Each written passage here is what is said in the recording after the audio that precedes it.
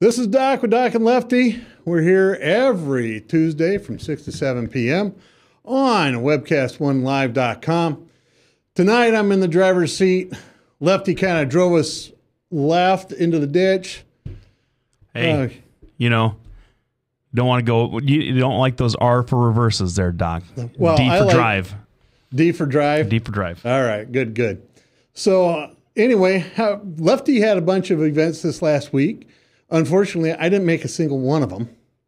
So I'm sorry, Lefty. They were in establishments that you're not prone to frequent. So I would assume that was probably the reason. Well, I just hate stepping through the muck going to those places. I'm teasing. These were nice places. The Duck Blind was one. The Flying Moose was the other.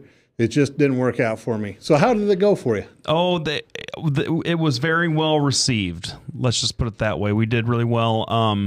All three shows were fairly well attended. The show on Saturday, we were across the street from Mickey's, and Mickey's had Eve 6, if anybody remembers that band from the 90s. Yeah. And we went, apparently, obviously Ducktail doesn't have as big of a space as the tent over by Mickey's did, but from what I hear, we did pretty well, and we were able to keep a crowd pretty solid for about 2.5 hours. Well, I know Sean was in town. That used to be your old partner, and he sang and you were the musical, as I remember. Well, he plays guitar as well. Really what the situation was, I'd do some stuff on the harmonica and play guitar if the harmonica wasn't appropriate. All right. So, but it went well, and you did well, and if you guys have never had a chance to hear Lefty play, he's actually pretty good. That was one of the reasons I was up late a lot of times, because Lefty would have the mood hit him, and he'd be up playing all night long over at his house. It's a good time. I got to say, I strongly doubt over those video games that you played well into the wee hours that you could hear an acoustic guitar across the street. Well, I'm just saying that you would, yell or sing. That's true. And we could hear that. And, we did go outside every once in a while, because occasionally you have to stretch your legs, right? Every once in a while. Every once in a while. Well, we have a good show coming up today, I think. We're going to talk about some of the terrible decisions that these heads of these programs are making as far as cuts they need to make to the sequester because of the sequester. The second thing we're going to talk about is it's the 10th anniversary of the Iraqi invasion. Now, those of you who keep up with me on Facebook, you're going to know that this is a little bit of a programming change. On my way home from work today, I stumbled into a band of lefties, and they appear to be lefty loonies because they mentioned Ed Fallon. Yes, sir. Oh, my goodness. So I stopped and said, listen, since you guys are kooks, patriots, why don't you come on down to the studio and talk to us about what you're doing? Because what was interesting is not necessarily that they were out there touting an extreme leftist view, but that they were out there protesting the drones and President Obama's statement that, I can kill American citizens on American soil without due process. That's essentially what Holder said, and that's essentially what Barack has kind of said. Okay. And you know it. You know that's a mischaracterization of how it went down, but I'll let you have it. All right. So she's going to be texting, and because she's on her way down on a bus. Being a good lefty, she's taking mass transportation. Hey, that's good. That is good. A bike would be better, but some people Hold have on, to carry it's freezing cold out there. Doesn't stop Ed Fallon. If Ed Fallon's nuts. We've already established it's a little left of loony. All right, we love him. Don't get me wrong, Ed. I love you a lot, but keep in mind, that guy does ride in this kind of weather. He does. And so Ryan's going to go down, or Frank's going to go down and get her when she gets here. So. And then there was a third subject that... Well, we haven't talked about healthcare in a while. And the governor of the state of Iowa, the wonderful, inimitable, fantastic Terry Branstad. Absolutely. Just probably one of the best minds in the state is he's got his hill. He's gonna die on not expanding Medicare. And as a physician, I'd like to hear your thoughts about expanding that. Medicare, Medicaid. All Sorry, right. yep, Medicaid. There's a couple of reasons. One, he couldn't get any guarantees from a former. Well, we can talk about that a little bit later if you wanted to. Oh, all right. Well, that's one thing. Yeah. The other thing is the hot mess the Republican Party is. It's getting worse. I really, after they went through this big thing about 2-3 months ago. Remember, there was a big schism, and the governor went after A.J. Spiker and vice versa, and that feud was simmering. Now there's a couple other feuds. This has gotten worse. It's gotten worse over time. Karl Rove kicked the hornet's nest. I didn't realize it was going to be this much of a colossal blunder. Well, it was great. I mean, when you have Sarah Palin saying to Karl Rove, "You lose elections," and Karl Rove saying, "Well, at least my guys finish out their terms," you know it's going to be good. Oh yeah, it was. I mean, you got all kinds of stuff. The latest big news is the RNC has come up. It's a non-advisory advisory board, and I'm not quite sure what they were trying to do, but they've come up with a lot of different ideas about how to nationalize the primaries. Basically, they're going to go with different regions. Iowa's probably not going to be the first in the state, but where our region is going to be first. We're all going to have straightforward primaries and not caucuses. And they want to make all these changes very quickly. They want to essentially give amnesty to the illegal immigrants. They want to start acknowledging gay marriage, and they want to do all this very quickly. Now, the problem is they haven't reframed any of these arguments. They've simply said, we pretty much need to capitulate. I've read most of it, not all of it, but I've read most of that proposal, and that is essentially what they're saying to me. Now, Lefty and I, we've talked about all these issues. Ad nauseum. And what they've really missed the point on isn't you need to capitulate. It's that you need to reframe what you want to say. You can't get up there and say, we hate gays, gay marriage sucks. They're just a bunch of blasphemers, because that doesn't really work, because Christ said he who has no sin may cast first stone. That's where I think that comes in. The other thing is the Old Testament is pretty clear about if you have gays in your camp, you can't allow them to stay, right?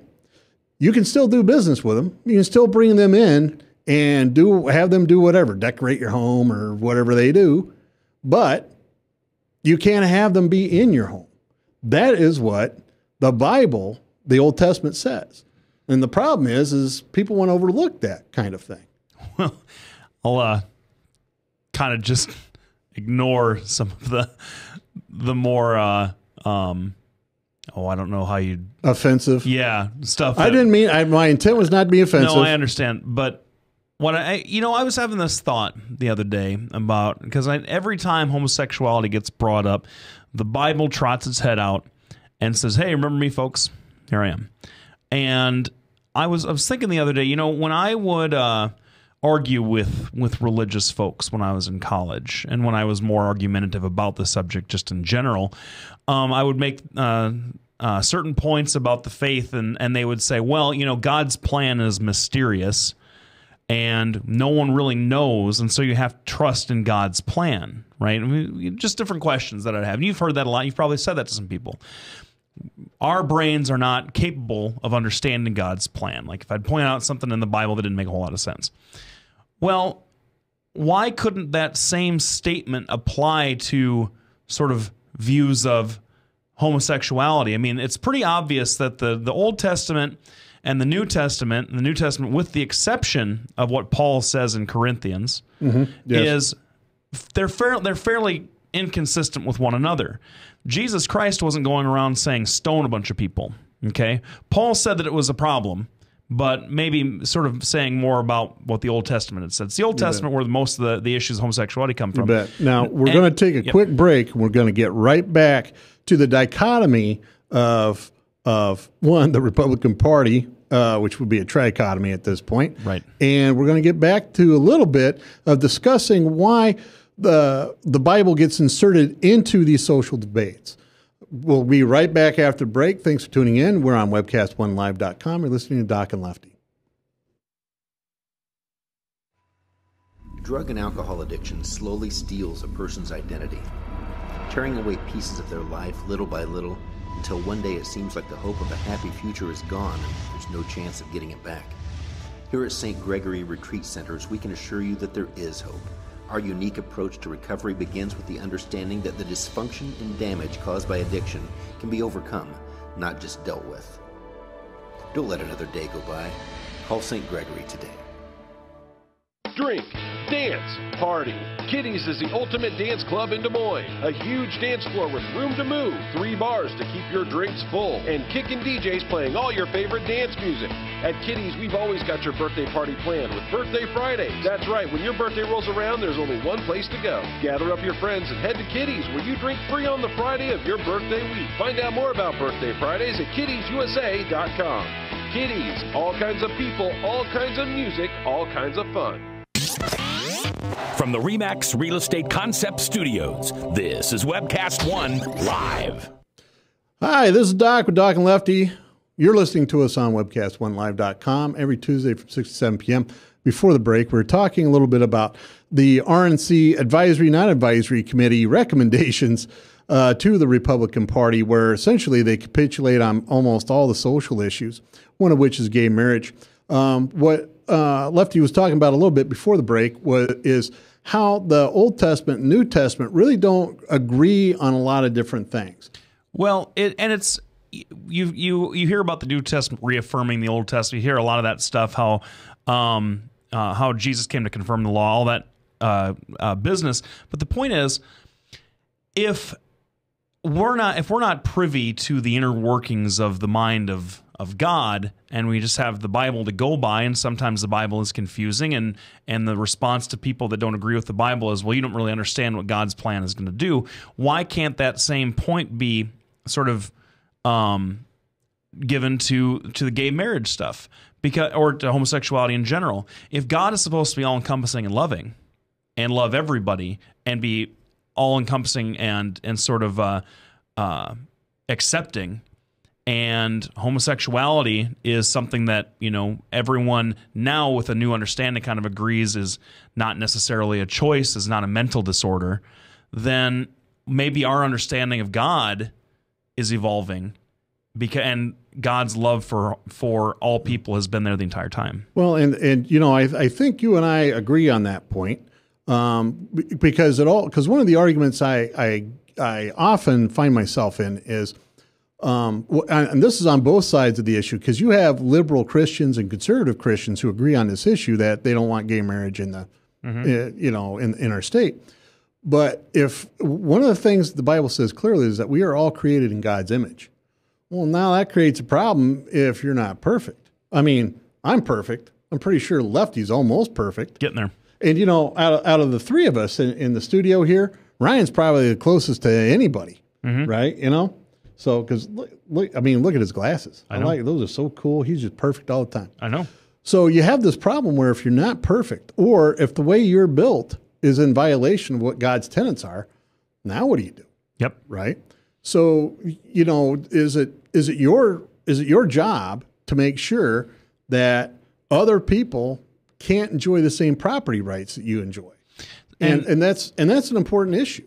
And it strikes me as this insistence on, that it's a learned behavior, it's a chosen behavior that is inconsistent with morality. Sounds a lot like when folks in the 18th and 19th centuries said that African Americans were an inferior species because of the way they looked, and they had a whole bunch of science to back that up.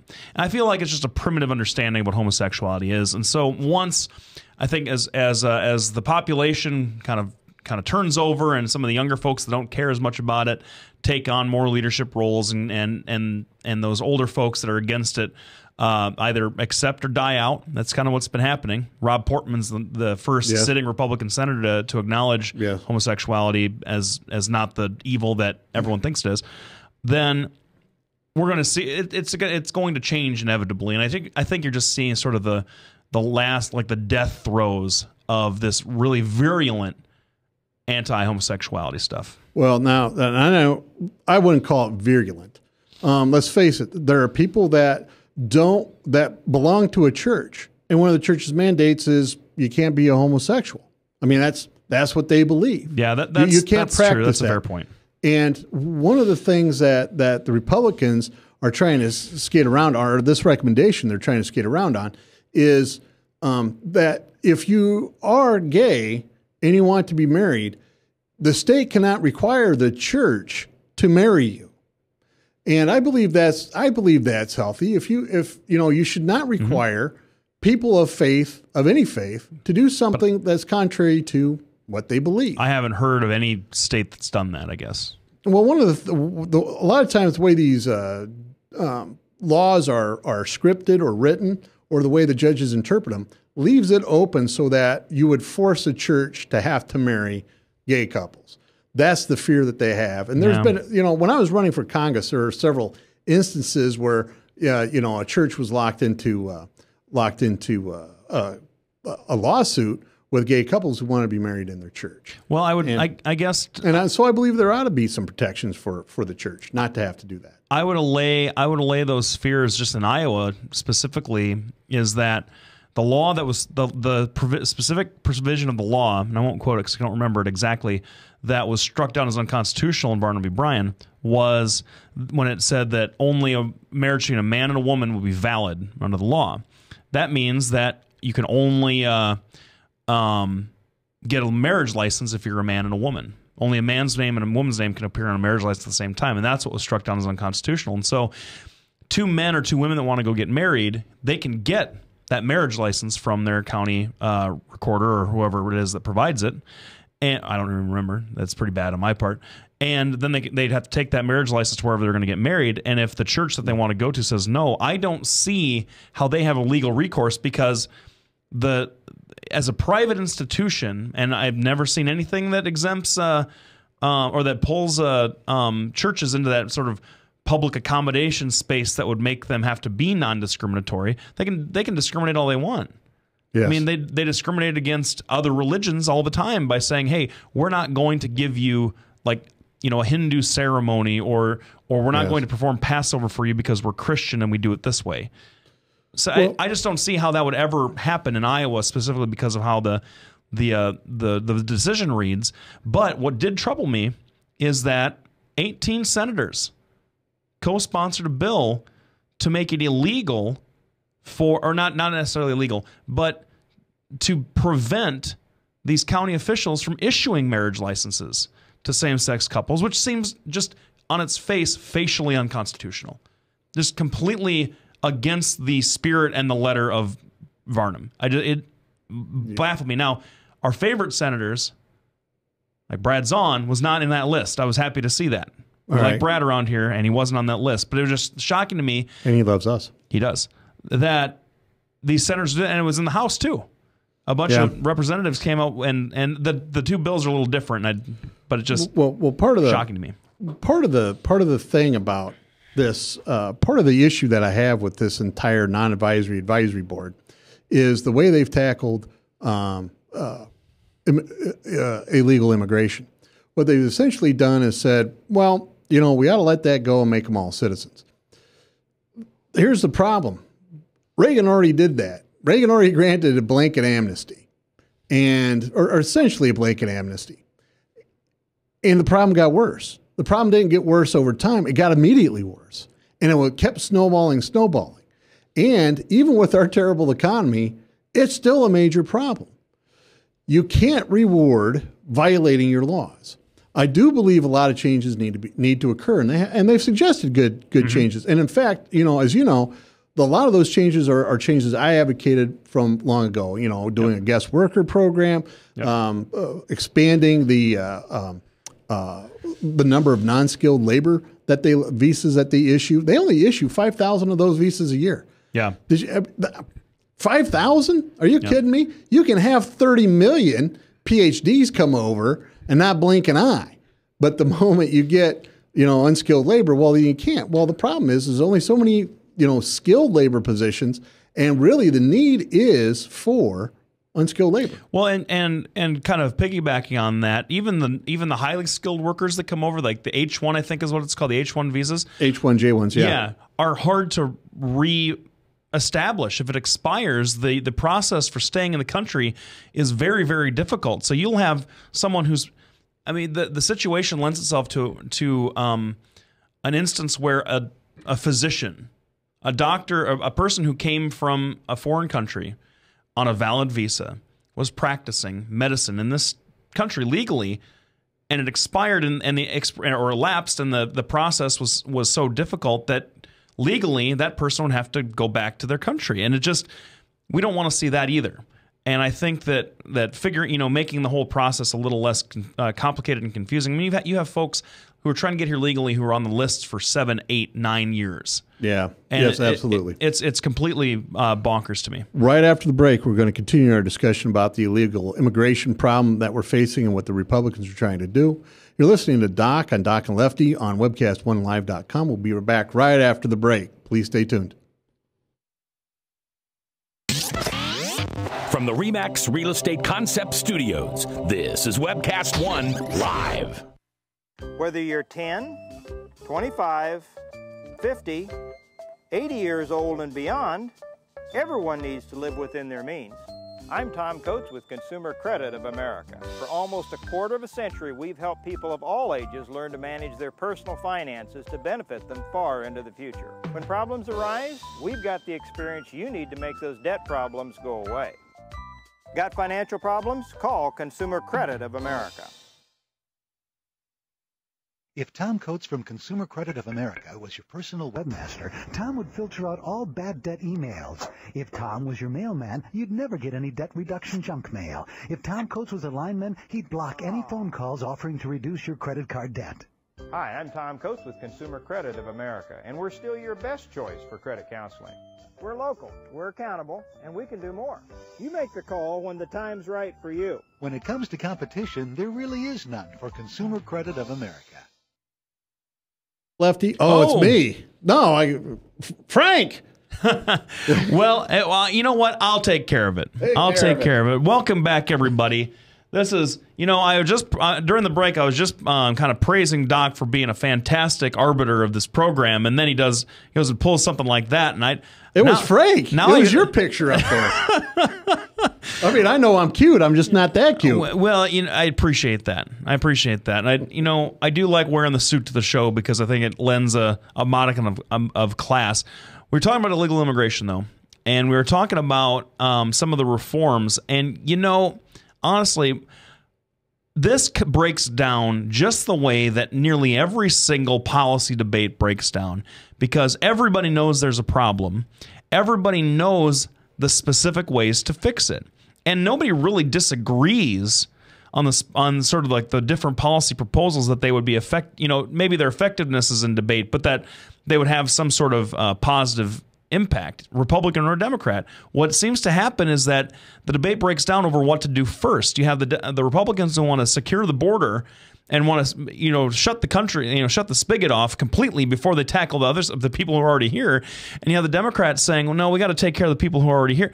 You can do both, Congress. There's no reason why a comprehensive piece of legislation, it's just like the healthcare debate. Yes. Now, you and I agree, for the most part, that the cost structure was really an issue, and that figuring out the reimbursements and all the cost things probably was more important of the two aspects of healthcare reform. Well, why couldn't that be a comprehensive thing? And it's because they bog down in fighting what should be done first, access or cost. You can do both. There's no reason why these bills have to be so simplistic is in their scope. And that's really what frustrates me, is that, hey, we have a problem. Yeah, I know. We're trying to figure out whether or not to throw water on it first or to go and get buckets of water and do it that way. Like if we need a hose or a bucket brigade, it just doesn't make any sense to me. Well, but what we do know is you need water. And if you don't have a hose, you need a bucket. Exactly. And that was my criticism. When I ran for Congress, that was my criticism about the way Congress operated. There was a very interesting review in the Liberty Journal that showed that basically talked a whole lot about the problem with this comprehensive reform is that they were shifting more of the control from local grassroots Republicans to a centralized command. And part of that problem of shifting the centralized command is the fact that all these consultants are more interested in raising money than delivering votes. Karl Rove is a very typical example. Bob Vanderplots, now Bob can deliver the votes. Rick Santorum was a beneficiary of that this last time around. That's right. So Bob can deliver the votes, but Bob also raises a ton of money. So unless you're going to have some kind of control over these people, these consultants that raise a lot of money for the Republican Party, but really can't deliver the votes, and especially the conservative votes, the Republican Party is doomed. Well, are you suggesting that the sort of the grassroots is the problem then, or are you saying that it should be more centralized? No, I that's what the people that came up with this non-advisory advisory board want to go ahead and shift from grassroots to more central command. And I think that's a terrible idea. You need grassroots people to go out and vote. We've had Jill on the show a couple of times. Remember her? Yeah. Jill, she's a tremendous person. She doesn't give a lot of money because, honestly, she works for a living and she has her own business, but she helps everybody get organized. She comes out, she's at all these events, everybody knows her, and when it comes down to, hey, Jill, can you help me get some votes? She's got a ton of votes sitting right there. That's grassroots effort. You talk to, there's a friend named Vince Oslett. Remember when Newt came through? Yep. And I was his chair. We're delivering 80, 90 votes that night, right? We got 10 days to get our act together. And Vince Oslett was one of the people that helped me. Grassroots effort. Do you think that it's a kind of a reaction to the Tea Party stuff? That the sort of the dissolute, non-organized organization that is the Tea Party really scared the bejesus out of the Central Committee, and that's and this is the reaction that you're seeing, that they want to exert more control over what's been happening because the Tea Party has kind of run the Republican the establishment, I guess you would say, or establishment Republicans off the rails. Well, it may be. I know that's why Karl Rove formed his PAC. His assassin PAC is what they ought to call it. And what people overlook is all the Tea Party favorites that didn't get reelected made the news.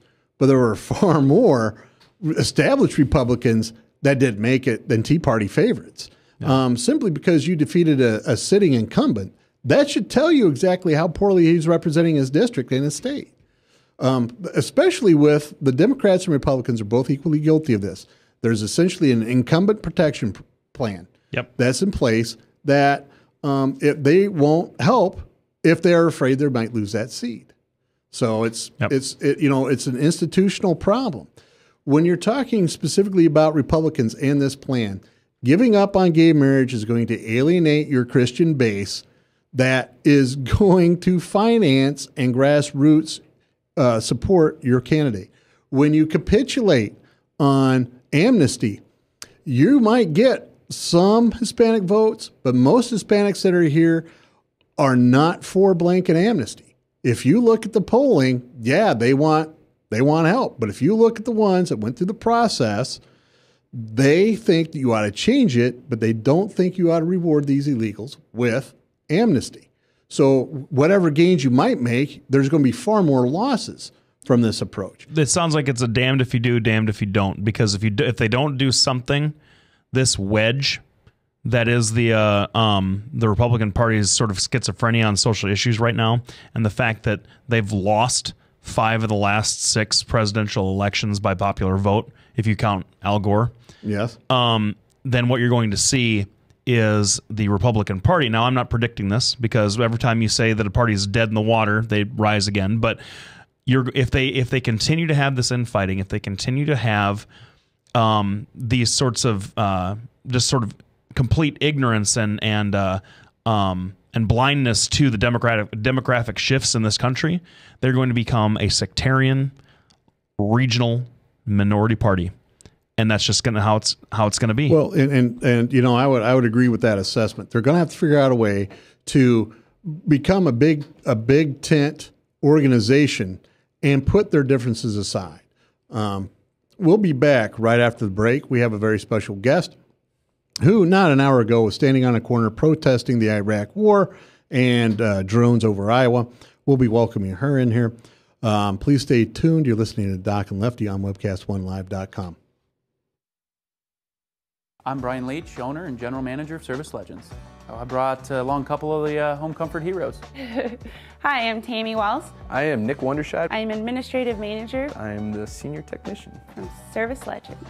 It seems like every good thing, when you feel it to the bone that it's good, there's a lot of hard work put behind it. I don't think that you can fake it and have it turn out good. You know, if we seem like, okay, that's just weird, it's just a furnace, why would you believe so deeply in a furnace? It's not just that, you know, we want to show the world that you can have good service. Yeah, I mean, it's got to be, it's your home.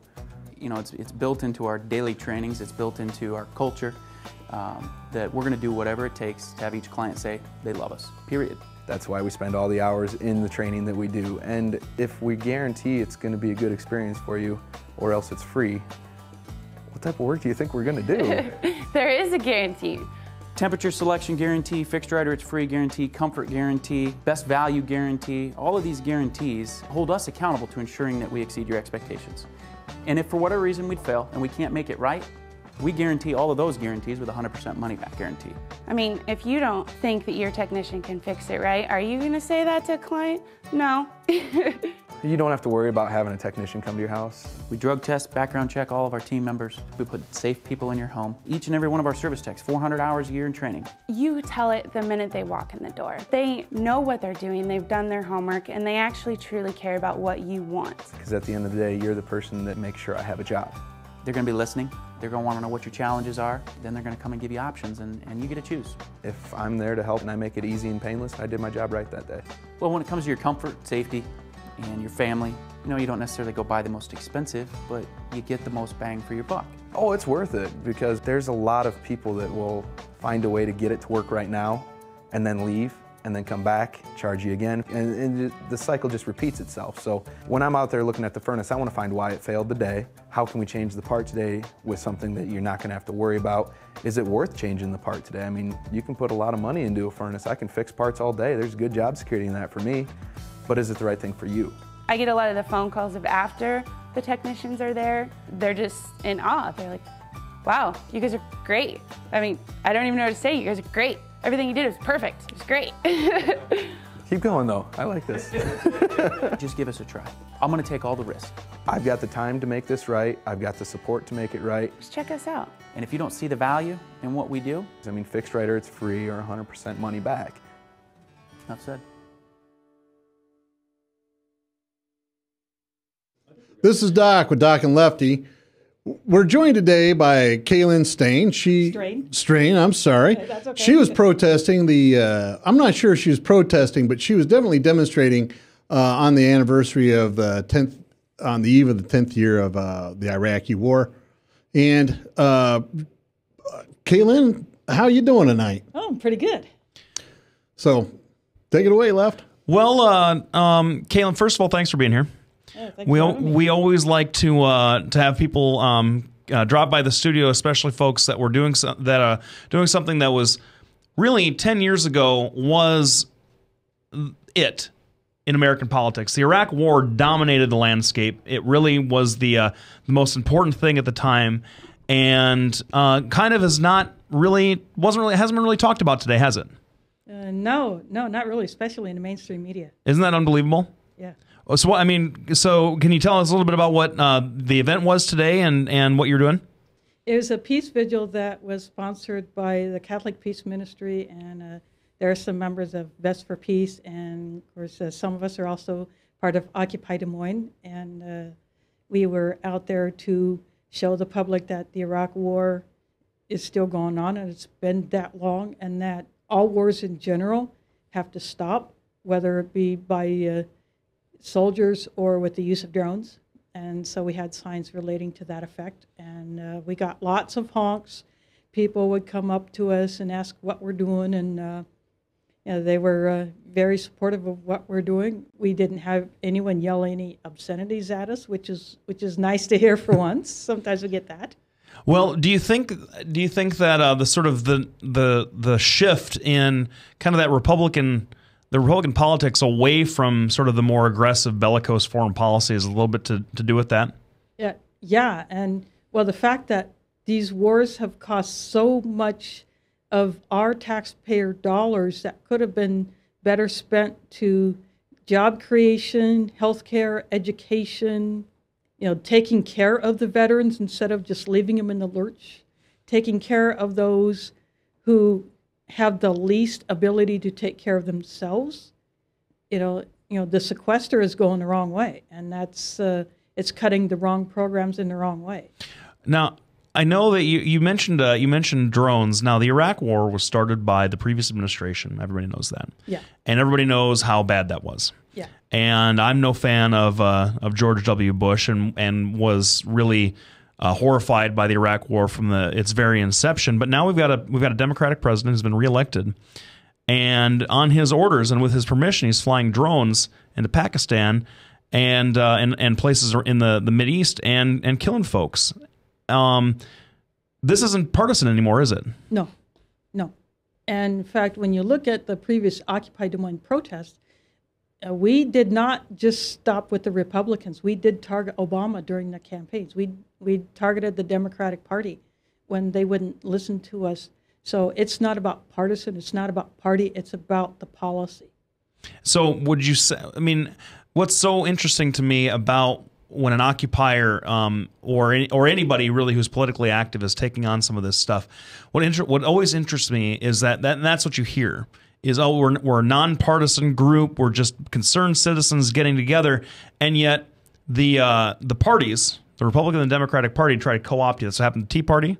That's what happened a little bit to Occupy. Do you think you guys are two sides of the same coin, or do you have completely disparate messages? When the Tea Party first started, there was that issue of waste in government. I don't want to see waste in government. I don't want to see $600 toilet seats. I don't want to see billion-dollar wars that are not doing anybody any good, especially innocent children. Drones have better uses than for killing people. Drones can be used for forest fire tracking, for search and rescue, for flood,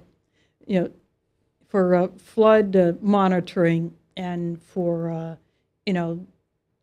movie making. You can shoot awesome movies and TV shows with drones. You can get shots that you couldn't get with a pilot. So, there are good uses for that stuff, not killing people. So I think that really what you'd say the object of today was to sort of remind people that not only did we have a 10-year-old war that's still effectively being fought, even though we're out of there officially in Iraq, but our Nobel Peace Prize winning president, who I voted for twice, who I support, is flying a covert, directing a covert war, and it's got to stop. Yeah, and it can come here because if you look at the National Defense Authorization Act, there are provisions which could basically say that what's being done overseas can be done right here within the U.S. border. Now, there is some talk about the drone program being flown out of the Des Moines International Airport. Have you heard about that? Oh, yeah. In fact, several of my cohorts protested that several months ago. I would have been over there, but I found out about it too late for me to get over there. So, well, tell us more about what you know about the drones being flown out of Des Moines, because we're also losing the F-16s at the same time. Yeah, they are to replace the F-16s, and from what I understand, having seen reports from a similar change of operations down in another city, in another state, the drones can be used for spying on not only military, surveillance. They could be used. A police force could ask to get time with the drones to spy on their suspects. The FBI, ICE, Homeland Security could could use them to spy on, say, someone like me. So, do you agree with a policy like that, especially since it's being instituted by a Democratic president? Absolutely not. I cannot consider myself a citizen of a country that would spy on its own people. I mean, you know, I get enough being a Muslim. I get accused of stuff which I am not capable of doing, that is done in places where I have never been and probably will never be able to afford to go, or that has never been done at all. But, you know, I'm okay with that. All I can say is bring it. If you want to try to dig up dirt on me, go ahead, you try. Because you're just going to get dirt.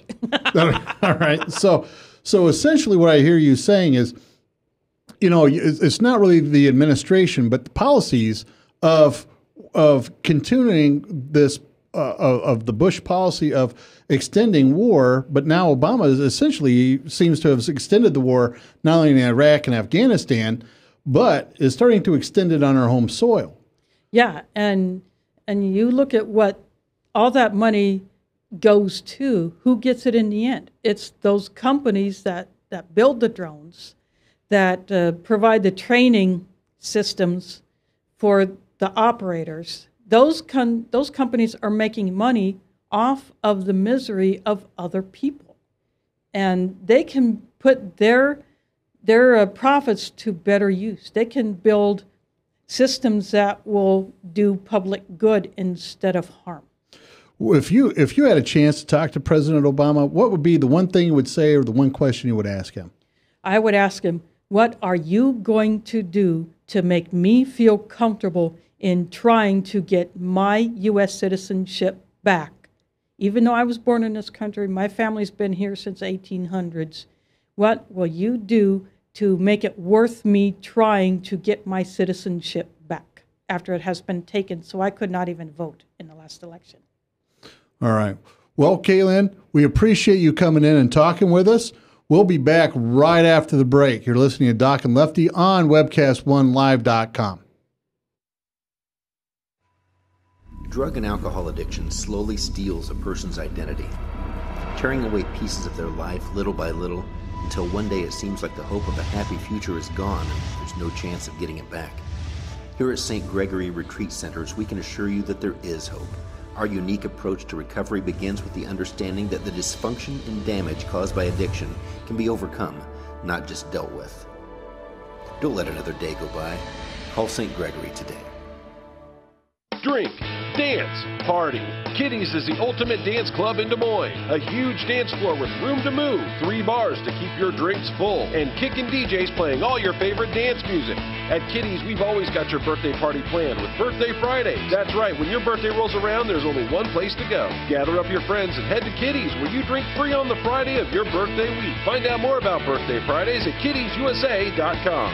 Kitty's, all kinds of people, all kinds of music, all kinds of fun. From the RE/MAX Real Estate Concept Studios, this is Webcast One Live. This is Doc with Doc and Lefty. You're listening to us every Tuesday from 6 to 7 p.m. on webcast1live.com. We appreciate everybody who tunes in and listens. We also appreciate our sponsors who allow us to continue to use this studio.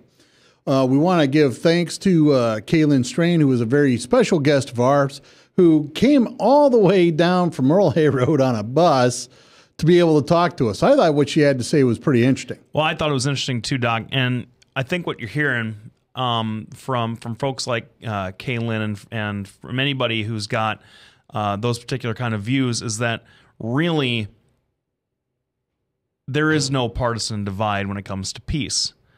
And that when it comes down to how folks view war at this point, it's cross-party boundaries.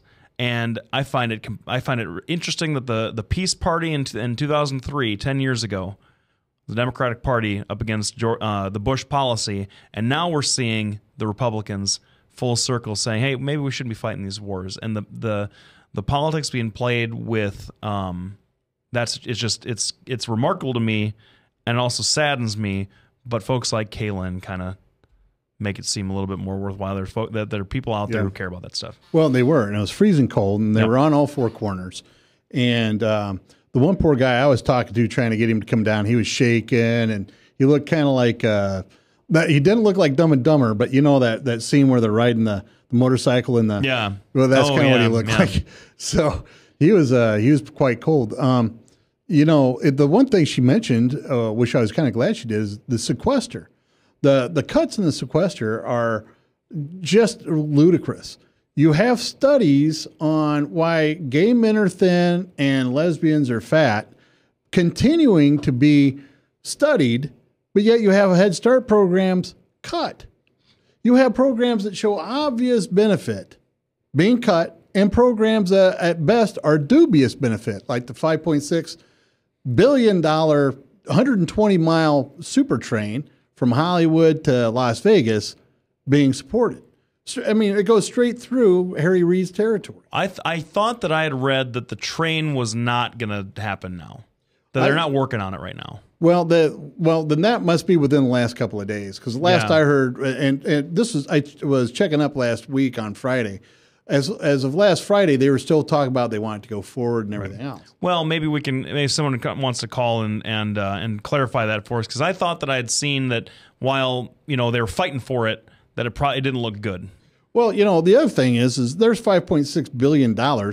There's into your sequester, right?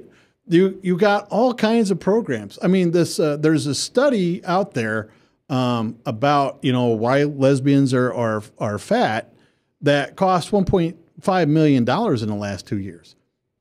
You're going to continue to fund that. There's a study out there that talks about how sea creatures feel about democracy.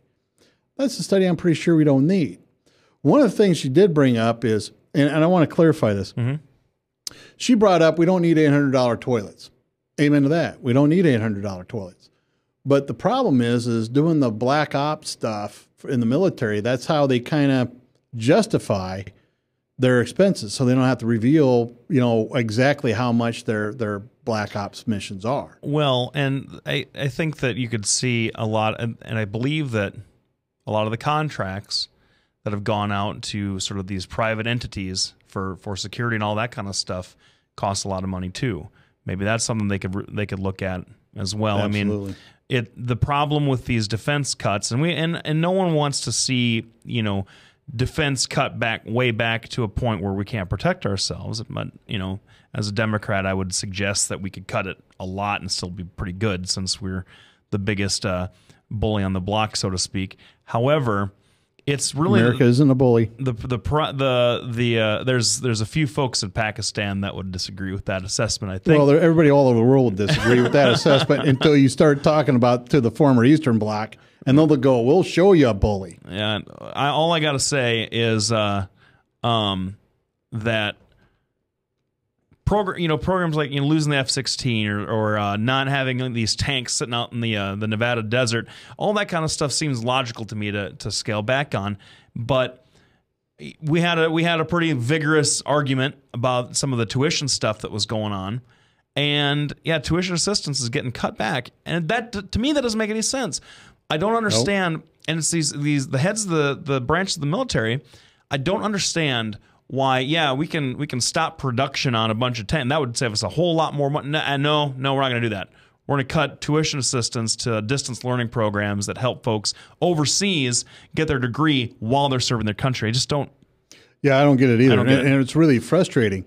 Well, one of the things that, these things are coming down straight from the White House. There's email leaks that prove that Obama is telling the heads of these departments, listen, you have to make it hurt. Keep the good stuff for us, but, make the poor guy, suffer. That's essentially how I look at it.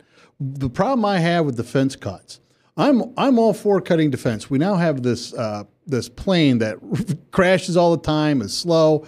We're paying for that, but yet we're not going to develop the F-22. Well, we already have that mostly developed. All we got to do is produce it now, right? But instead we're going to shift over cost to something else. When you start talking about budget cuts for the military, what you're really doing is talking about cutting the wages of privates, sergeants, corporals. You're not going to get rid of the people that are pouring money into this. You're not going to get rid of the military-industrial complex that feeds the generals and in turn the politicians. You're going to start cutting poor folks that don't have another option besides the military. We've talked about that before. Yep. And your point is taken that, Lefty made a point, 2 years ago, maybe now, that most of the military, they market to people that are less than white. Let's say it that way.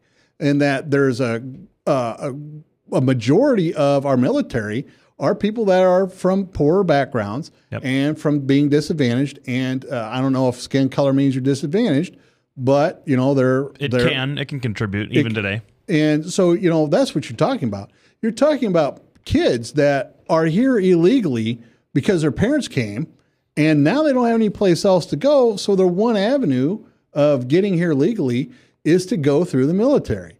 Those are the people you're cutting. You're cutting people like Tim, right? Those are the people you're hurting. You're hurting people that want to work, that want to defend our country. And yet, here we are spending millions for Michelle Obama's 50th birthday. You're getting a little off topic then. But that's what the decisions are going to be. We're going to keep celebrating and partying, but we're also going to cut off all these things. They got rid of what'd Tim say? 75 people over in Lincoln. I don't remember the exact number. But we're cutting troops. All I got, it's a shame. It's a shame that the Republican Congress voted for it. It's a shame. It really is. Well, the Democratic Congress voted for it too, as well as the Democratic Senate, and the president signed it. And the president signed it. But it had to get through 2 houses of Congress. The thing is, here's the big problem. Rather than actually deal with the fiscal issues, and you heard this past weekend, the president and Speaker Boehner on different shows admit that there is no short-term fiscal crisis in this country. The debt is fine over the short term, but they're bickering about it like spoiled children, and this is what we're getting because of it. So it just... Well, but basically... It's unbelievable. Now, right, when we get after the break, we got to take a break now. And right after the break, we're going to start talking about how John Boehner is going to lose his speakership. And we'll be back with that subject right after the break, listening to Doc and Lefty on webcast1live.com. From the RE/MAX Real Estate Concept Studios, this is Webcast One Live. Whether you're 10, 25, 50, 80 years old and beyond, everyone needs to live within their means. I'm Tom Coates with Consumer Credit of America. For almost a quarter of a century, we've helped people of all ages learn to manage their personal finances to benefit them far into the future. When problems arise, we've got the experience you need to make those debt problems go away. Got financial problems? Call Consumer Credit of America. If Tom Coates from Consumer Credit of America was your personal webmaster, Tom would filter out all bad debt emails. If Tom was your mailman, you'd never get any debt reduction junk mail. If Tom Coates was a lineman, he'd block any phone calls offering to reduce your credit card debt. Hi, I'm Tom Coates with Consumer Credit of America, and we're still your best choice for credit counseling. We're local, we're accountable, and we can do more. You make the call when the time's right for you. When it comes to competition, there really is none for Consumer Credit of America. This is Doc with Doc and Lefty. Thanks for joining us. We're here every Tuesday from 6 to 7 p.m. on webcast1live.com. Before the break, we were talking about how John Boehner is pretty much going to lose his speakership. I'm going to, from my perspective, lately here, John Boehner's come out and said, I absolutely trust, what President Obama says. And I believe that he's trying to negotiate in good faith. It's just we have some differences. Well, great. If that's the way it's always been, then how come we don't have a budget? What have you done? If you trust him, produce a budget and then discuss it. So what have you been doing with your leadership? The other thing is, here's John Boehner, who said, well, we'll do the sequester.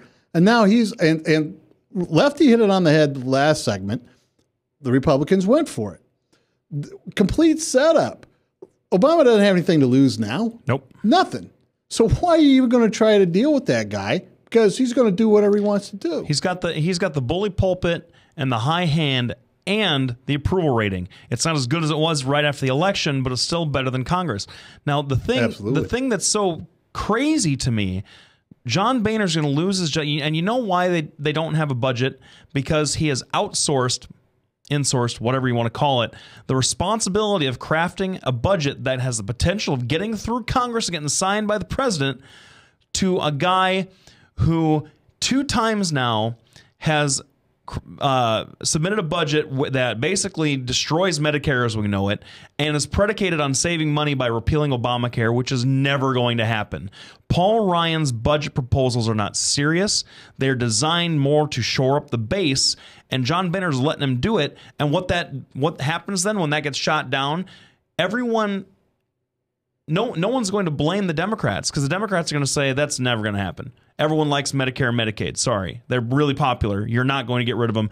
The president's the president until 2017. You're not going to get rid of Obamacare, so you might as well just not even put that in the projection.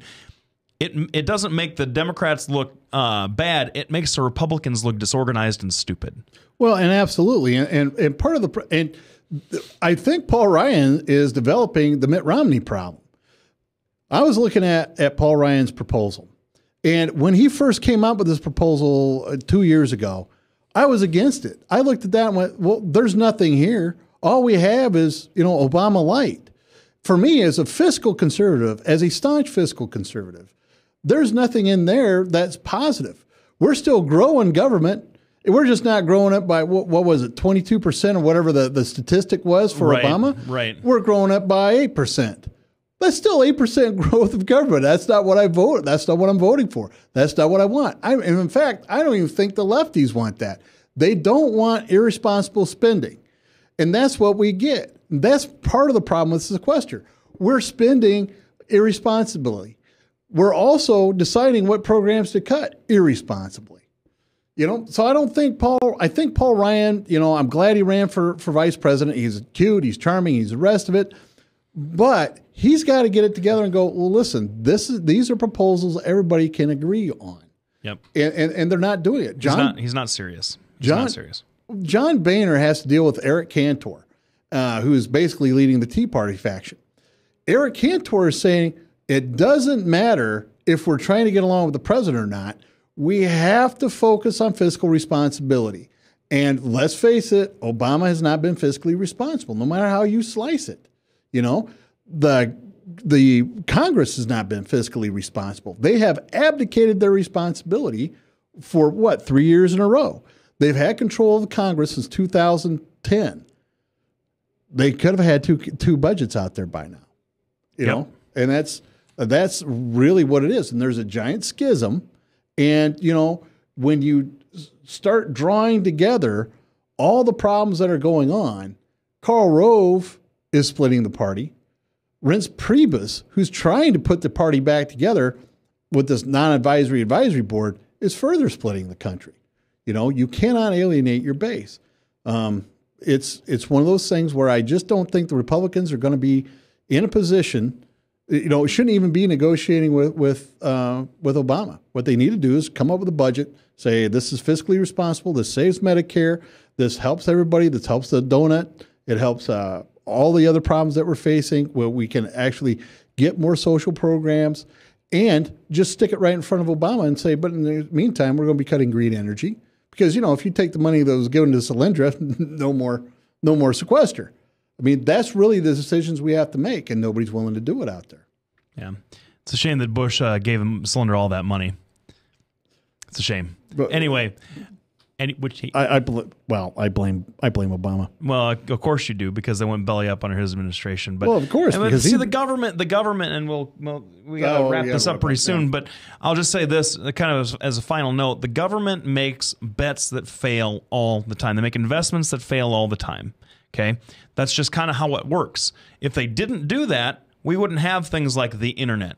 We wouldn't have money for things like MRIs, because those are all sort of things that the government invested in. The issue is that we have gotten to a point where all government investment is seen as pork belly spending that doesn't do anything.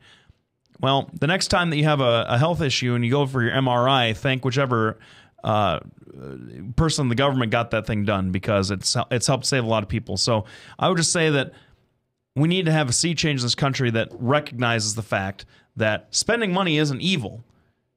Spending money stupidly is stupid. Yes.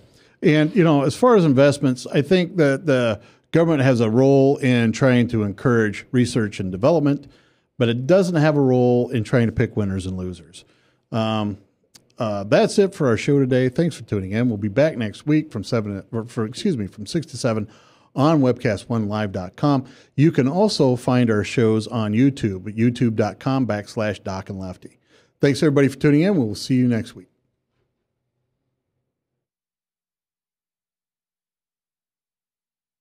Love these guys. Get over here. Get over here. Love both of them.